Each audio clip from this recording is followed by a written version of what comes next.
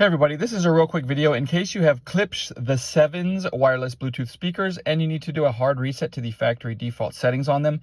You're going to want to do this for one of two reasons. The first one is troubleshooting in case these speakers are not working for any reason, like they're not pairing with Bluetooth, or they're not connecting to your device, or they keep disconnecting. Any issues like that can very often be fixed with a factory reset. The second reason you might want to do this is any variety of reasons where you want to delete the pairing history, delete all the settings, so that you can go ahead and set these speakers up like they're brand new coming out of the box. It's quite easy to do. We're going to need our controller and the primary access to the primary speaker here.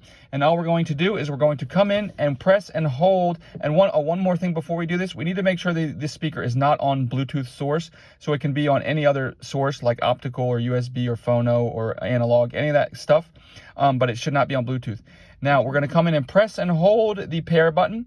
And while we're pressing and holding the pair button, then we're going to come over to our controller and we're going to hit this little backwards arrow button. We're just going to hit that. And once we hit that while holding this pair button, then the speaker should start to blink, and it should blink for 10 seconds, at which point the reset will be complete and you can go ahead and set the speakers up as a brand new set of speakers.